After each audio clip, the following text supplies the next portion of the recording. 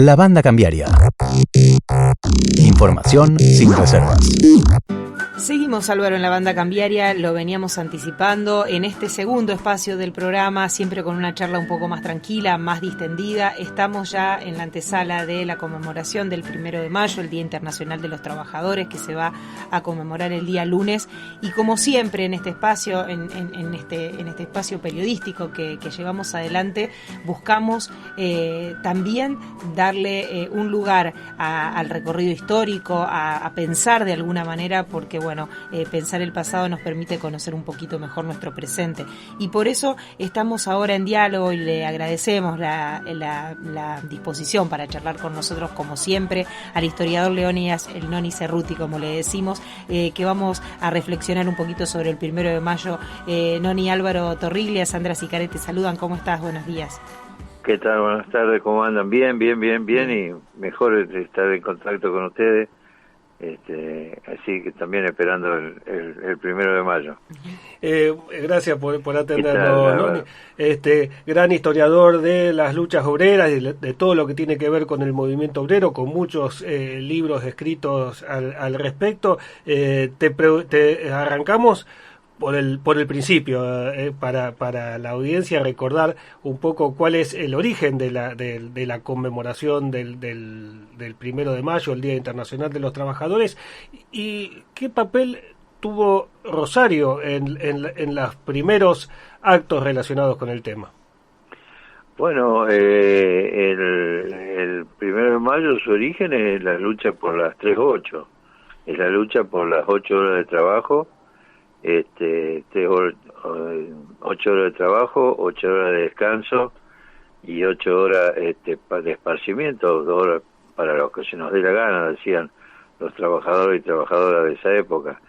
Esta lucha por las 3-8, allá a mediados del siglo XIX, tanto en Europa como en Estados Unidos y en algunas zonas de América Latina, el desarrollo industrial sometía a las masas trabajadoras a jornadas extenuantes de 12 a 16 horas. 1850 más o menos empiezan fundamentalmente en Inglaterra y en Estados Unidos la lucha por las 8 horas, y en Estados Unidos, por ejemplo, en 1850 se crean las grandes ligas de 8 horas. Y en Europa es la primera internacional en 1864 que adoptó una resolución que considerando que era necesaria la reducción de la jornada de trabajo como un primer paso hacia la emancipación obrera, ¿no? Uh-huh. Y a partir de ahí, bueno, esta lucha fue dando unos primeros resultados con que se rebajan de 12 las 14 horas que trabajaban no solo hombres y mujeres, sino los niños y niñas, en las primeras hilanderías, en las minas, y da un primer resultado con 10 horas se rebajan de 12 a 10 horas, se sigue luchando, y fundamentalmente con en Estados Unidos era más fuerte la lucha, aunque la primera internacional en Inglaterra y en Francia trabajaban bastante por estas 8 horas, las 3-8, ¿no? Uh-huh. Y a partir de esto, en Estados Unidos se inician una serie de huelgas en distintas ciudades, y el principal acontecimiento se va a dar en una fábrica en 1866. Ya había fuertes reclamos, la limitación de la jornada, y ya había habido pronunciamientos, y lo primero que sucede es declarar una huelga en Estados Unidos por las 8 horas de trabajo, y en Chicago se va a dar unas luchas importantes. También se va a dar en otras ciudades. El Congreso de Estados Unidos en 1868 ya había aprobado una ley que fijaba las 8 horas para los empleados estatales, y los trabajadores que se desempeñaban en la actividad privada que realizaran trabajos contratados por el gobierno federal, ¿no? Uh-huh. Y y el Congreso de la Federación Americana del Trabajo en 1884 aprobó una resolución muy fuerte que se resolvía que a partir del 1 de mayo de 1886 la jornada de trabajo será de 8 horas. Y ahí, bueno, la lucha fue creciendo, y a mediados de 1886 se logró la disminución de esto que decía antes, de las 10 horas, y se va a un paro, se va a ir a un paro, una jornada del 1 de mayo de 1886, más de 300.000 trabajadores se lanzan a una huelga, que en Chicago, que la lucha va a ser reprimida, los primeros que encabezan la lucha son los obreros de una fábrica agrícola, de maquinarias agrícolas, y el 3 de mayo hay una concentración donde son reprimidos, son ametrallados. Después hay otra manifestación al día siguiente con una fuerte presencia de trabajadores, más de 15.000, y también se trata de disolver violentamente el acto, y una bomba estalla en el medio de las fuerzas policiales, muere un agente de policía, varios quedan heridos, y ahí es un ametrallamiento de la multitud con 38 muertos, ¿no? Esto provoca, lógicamente, la respuesta de los trabajadores, y luego de esta masacre van a ser detenidos con los obreros que van a pasar a la historia con el nombre de los mártires de Chicago, ¿no? Fueron varios trabajadores, que algunos de ellos van a quedar 4 condenados a muerte, porque algunos de ellos, uno fue condenado a cadena perpetua, uno que era un periodista, condenado a cadena perpetua, un predicador metodista, 15 años, con trabajo forzado. Uno de estos mártires apareció suicidado, entre comillas, en la celda, con un cartucho de dinamita en la boca, y van a morir en la horca el 11 de noviembre del 87 los 4 restantes: Parson, que era periodista, Adolfo Fischer, tipógrafo, George Engel, tipógrafo, y el Augusto Spies.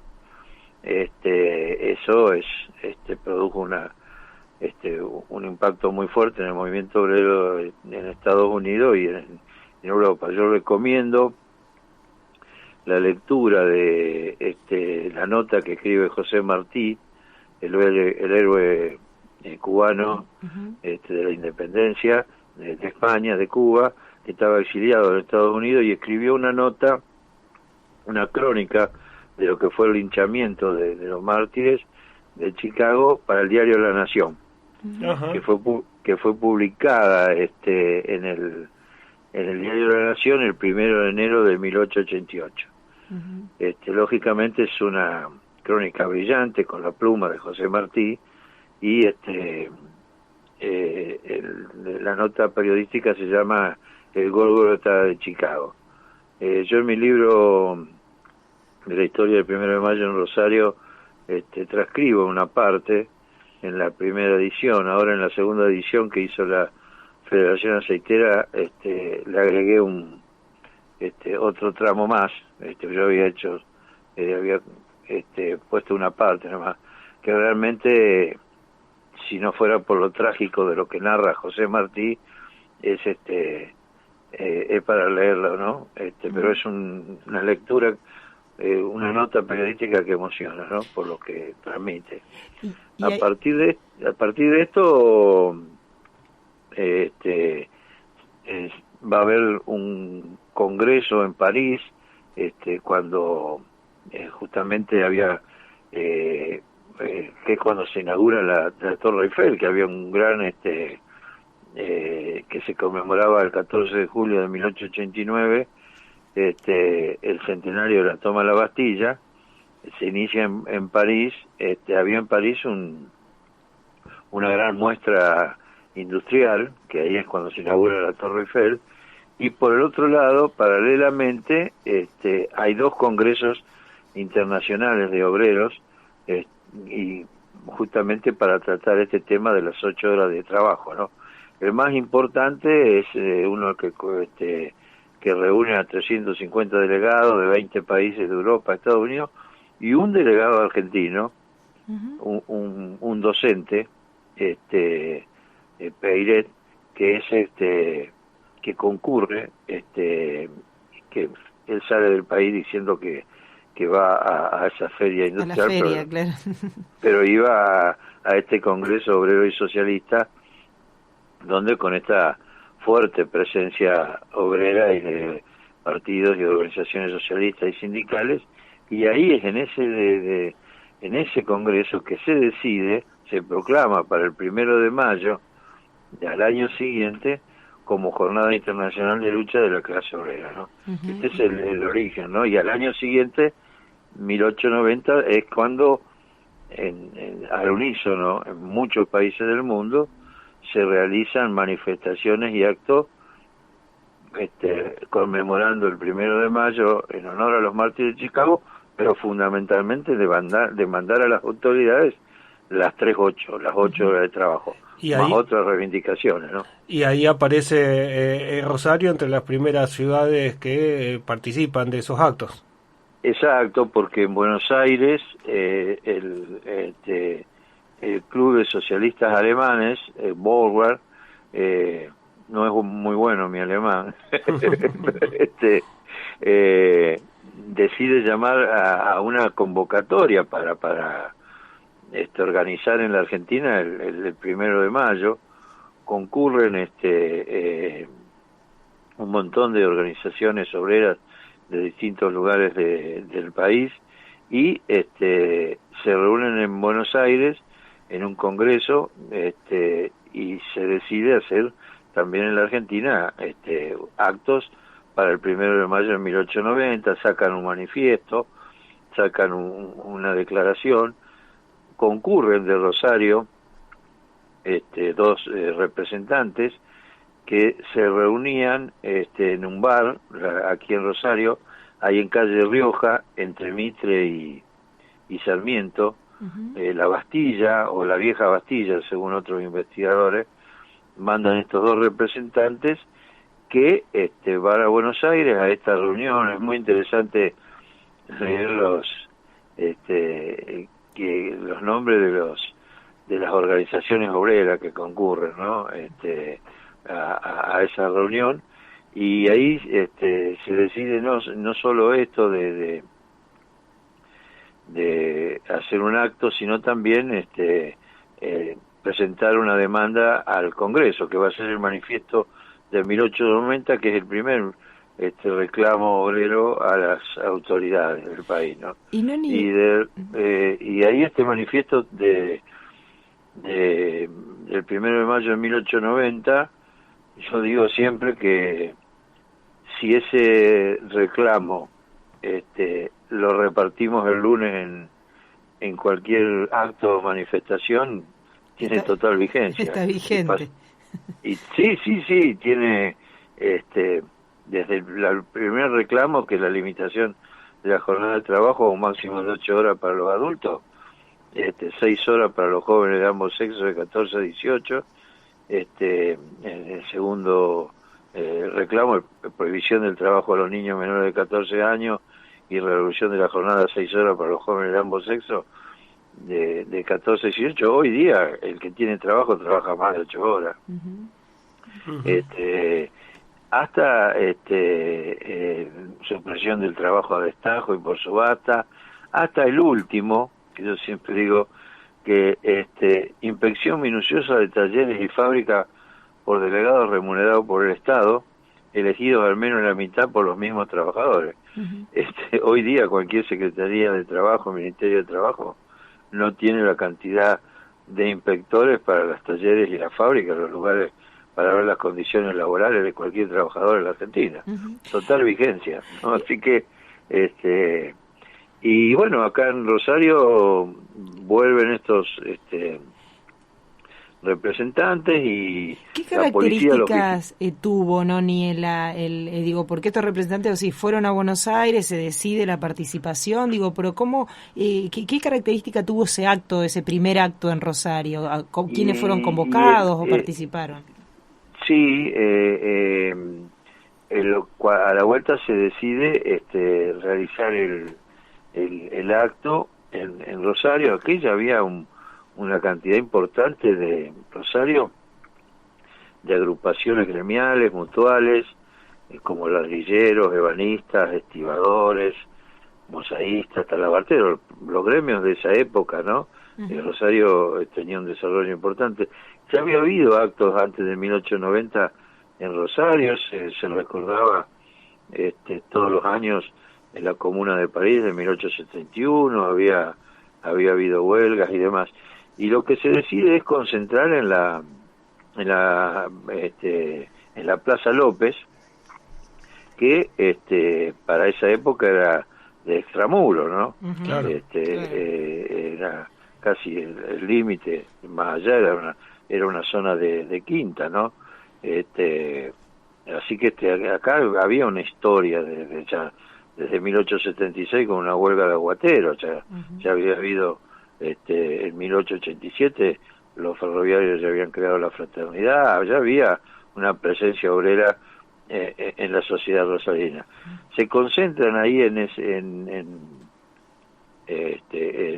la Plaza López, y las crónicas del diario La Capital o del diario El Municipio, el diario El Municipio, que fue un diario muy importante, que era de un periodista radical no orgánico, que estaba en pareja con un anarquista, una compañera anarquista, y se reúnen ahí el número de 1000, que es un número importante para lo que era Rosario en esa época, ¿no? Y era un día de lluvia, un día lluvioso, y se decide hacer una marcha por el centro de Rosario. Se cambia el recorrido que estaba previsto producto de esto de las de la lluvia, y hacen un recorrido por el centro de la ciudad de Rosario. Ahí en mi libro está lo que yo pongo sobre lo he tomado de los diarios, cuál fue el recorrido por el centro, y las crónicas policiales dan cuenta de que iban custodiados por 8 bomberos que lucían sus flamantes Remington, ¿no? Para los eran unos bomberos particulares. Claro, y para los más jóvenes que están escuchando, los Remington son esos famosos rifles a repetición que lucía el quinto de caballería de Estados Unidos cuando exterminaban a los pueblos originarios de los westerns, ¿no? De los western spaghetti, las películas de cowboy, le decíamos cuando yo era chico. Eran famosos esos rifles Winchester, y bueno, la crónica dice luciendo sus famosos Remington. Parte la manifestación con un cartel, con una inscripción 1 de mayo de 1890, Fraternidad Obrera Universal, ¿no? El recorrido es por calle Comercio, que es La Prida, hasta Mendoza. Tomaron calle Buenos Aires, desde allí hasta Plaza 25 de Mayo. Recorrieron Córdoba, San Martín, San Luis, Entre Ríos, hasta Urquiza. Y hacen el acto ahí en Urquiza y Entre Ríos, donde estaba la Quinta Uteyman, que era una quinta que era utilizada por los circos que venían a Rosario. Levantaban su carpa ahí. El último, de acuerdo a las crónicas, era el circo de Frank Brown. Los hermanos Brown fueron payasos y que tenían este circo muy famosos en la Argentina en esa época, ¿no? Y ahí se realiza el acto donde hay discursos en distintos idiomas, porque eran muchos inmigrantes. Hay discursos en francés, discursos en italiano, discursos en castellano, y Teresa Marchisio, una joven militante, da lectura al manifiesto de 1890, y después que termina la lectura Teresa Marchisio, que ella lee el manifiesto de 1890 y también las resoluciones del Congreso Obrero de París del año anterior, ¿no? Y ahí la columna, terminado el acto, vuelve hasta el Café La Bastilla para celebrar y brindar por el acontecimiento, que es como decía el querido Horacio Zamboni, hay que saber luchar y saber festejar. Claro. Y ahí brindan por el acontecimiento y mandan un telegrama a Buenos Aires, al Comité Internacional de Buenos Aires, que quedaba en calle Comercio 880, y que habría que colocar una placa en Buenos Aires en ese lugar, ¿no? Y dice el telegrama: a los obreros de Rosario, reunidos en número de 1000, festejamos el 1 de mayo, orden del día, solidaridad con el Congreso Internacional Obrero, tiempo malo, demostración imponente, orden, tranquilidad y animación, comité provisorio. Bueno, la capital editorializó y sacó un editorial al día siguiente sobre la fiesta universal de los obreros, también el municipio, y se decide conformar una federación, y a partir de ahí, desde 1890 hasta la actualidad, nunca se dejó de conmemorar el 1 de mayo en Rosario, que fueron 4 ciudades en ese 1890, Buenos Aires, Rosario, Chivilcoy y Bahía Blanca. Esas fueron las 4 ciudades que se conmemoró el 1 de mayo en la Argentina, ¿no? Nuestras redes sociales. Encontrarnos en Twitter, Instagram y Facebook. Escuchá los podcasts de La Banda Cambiaria en nuestro canal de YouTube y Spotify. La Banda Cambiaria. Te decía que vos has hecho todo un gran trabajo sobre las conmemoraciones de los 1 de mayo a lo largo de la historia en Argentina. Por ahí no tenemos mucho tiempo como para hacerlas todo el tiempo, pero sí te quería preguntar cuál de todas o en qué épocas han sido más significativas, digamos, o han tenido más sentido, más masividad o más dramatismo, ¿no? Sí, a partir de 1890 la primera la hacen anarquistas y socialistas juntos, después se dividen. Desde desde 1890 hasta 1916, con el advenimiento del radicalismo, eran manifestaciones que cada año eran más grandes, aunque después durante el radicalismo también. Las características de la primera época es que se iba a las manifestaciones a la mañana y eran manifestaciones que no eran legales, eran manifestaciones, porque el 1 de mayo no era feriado. El feriado va a venir con Irigoyen y Alvear, y eran manifestaciones que se hacían por la mañana, donde uno iba y podía perder la vida a perder el trabajo. Iban fundamentalmente hombres y algunas militantes.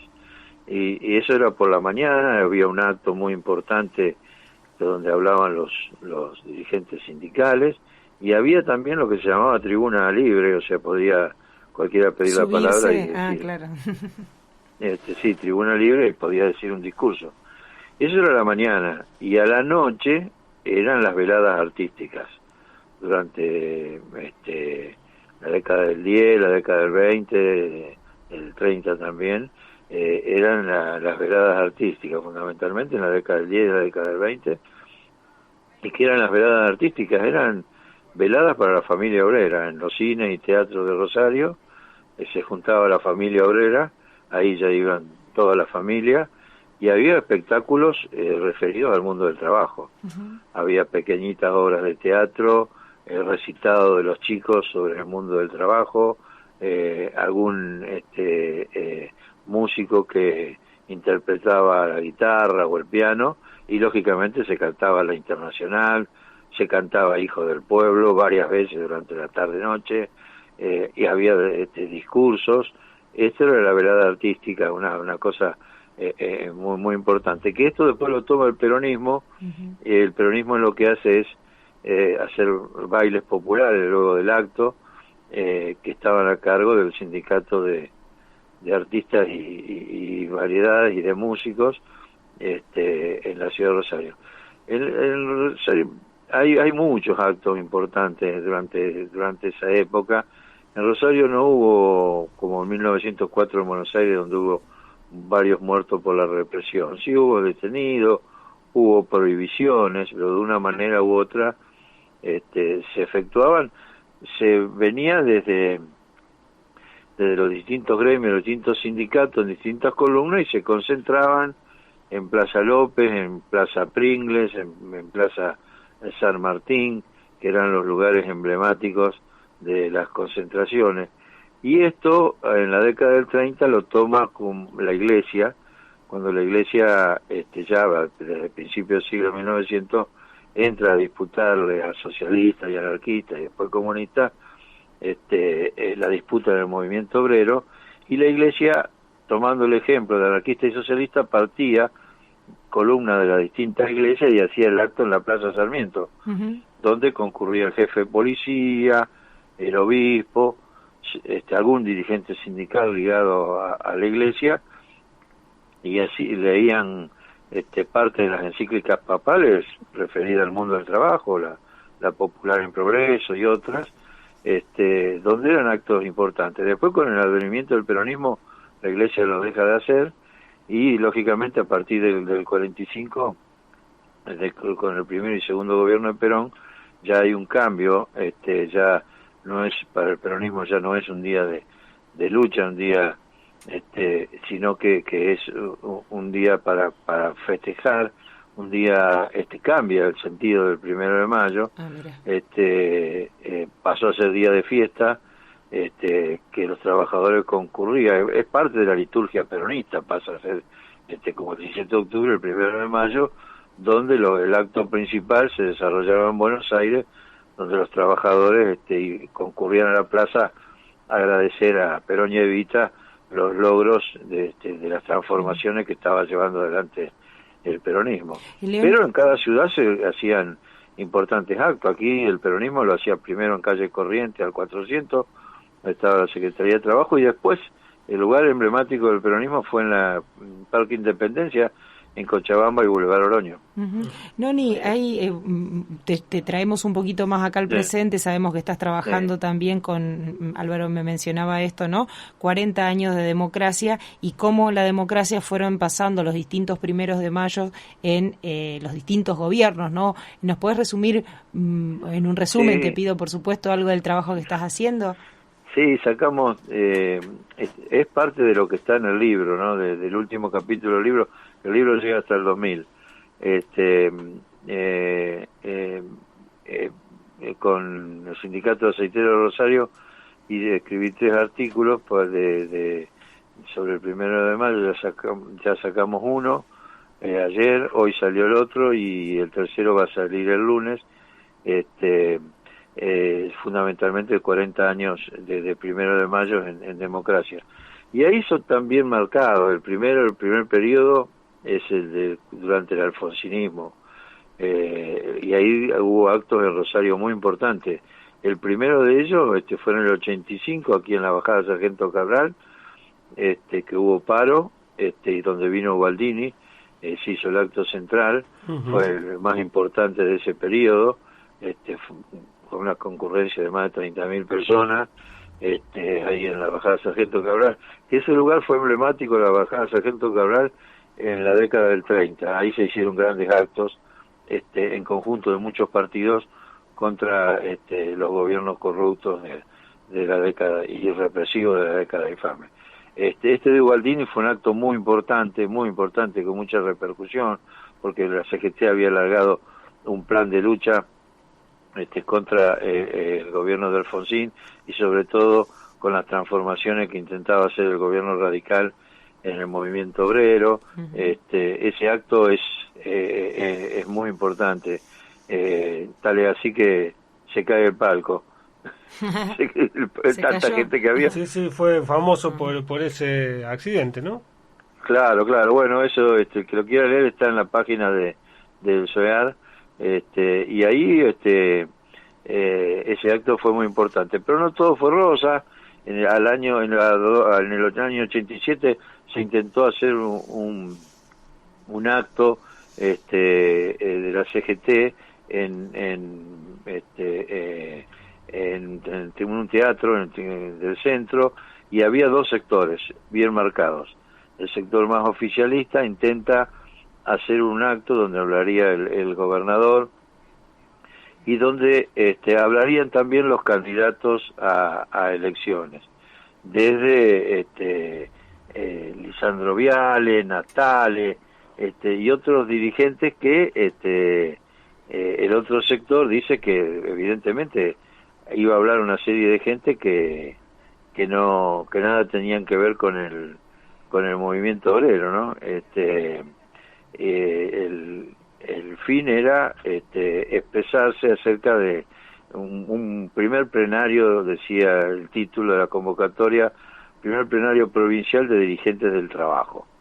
Y entre los disertantes iba a estar el gobernador Bernet y los candidatos a gobernador, Félix Reynoso, Chanqui Cáceres, Buero, Natale, Steiger y Lisandro Viale. El otro sector dice que bueno, que evidentemente ahí había algunos oradores que nada tenían que ver. Que no tenían nada que ver, claro. Sí, que desentonaban, vamos a decir.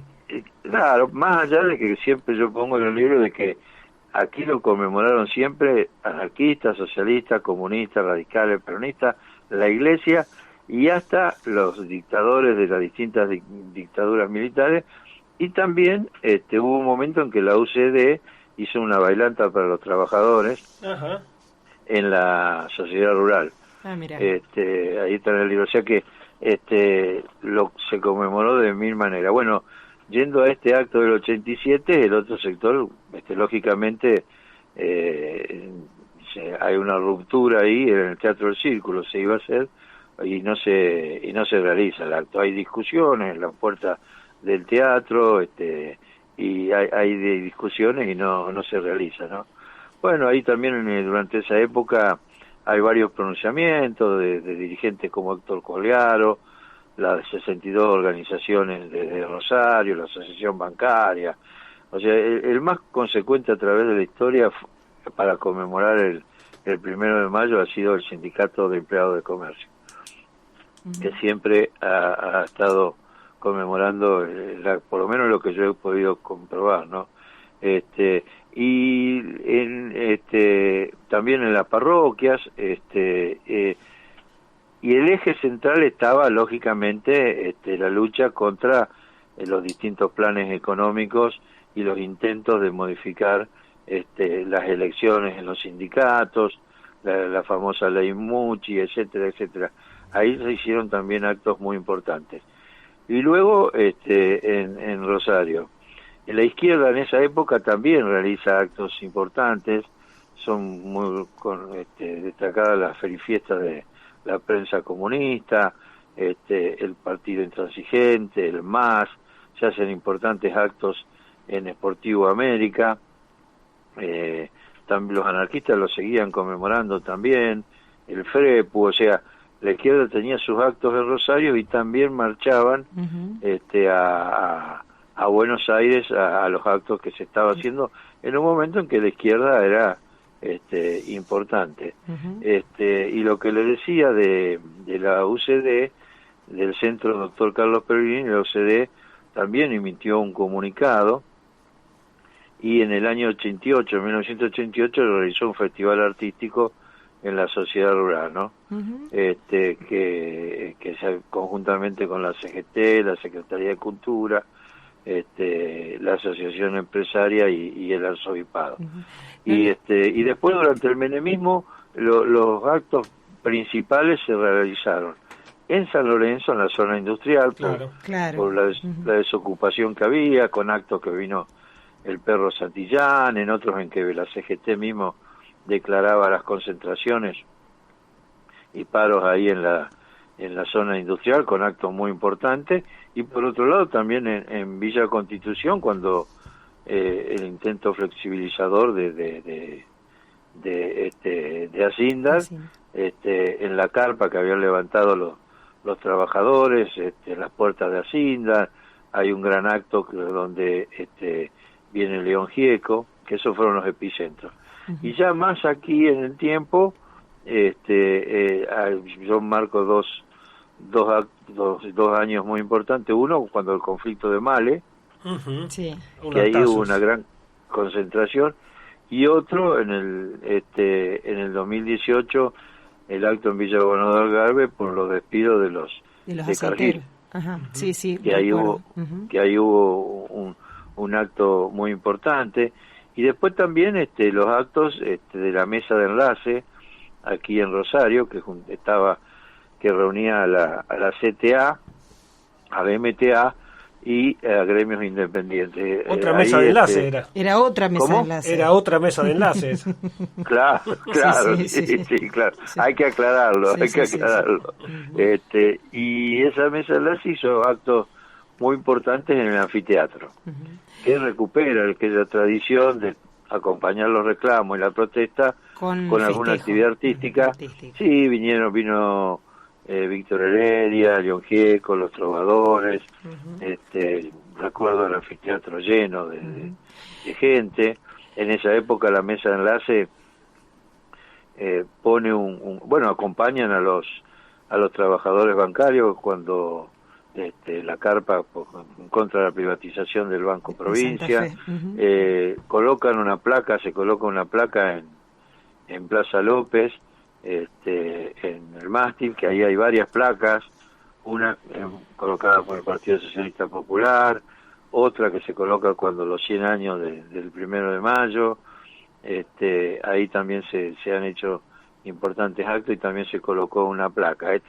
Lógicamente, la época del menemismo, los dos gobiernos de Menem, Rosario como capital de los despidos, de la desocupación, hay importantes actos, ¿no? Noni, no podemos seguir porque se nos va el programa. Si a todos lo que sí los invitamos es, por supuesto, porque vos contás anécdotas que por ahí son poco conocidas, anécdotas que hacen a la historia, no que son solamente cuestiones de color, y que pueden recurrir a tu libro. ¿Dónde lo encuentran? ¿Dónde lo pueden encontrar aquellos que tienen ganas de repasar la historia con una fuerte raigambre rosarina y de la región, ¿no? Contanos ahí al que quiera avanzar un poquito más. Mira, en la primera edición se agotó porque hicimos poco.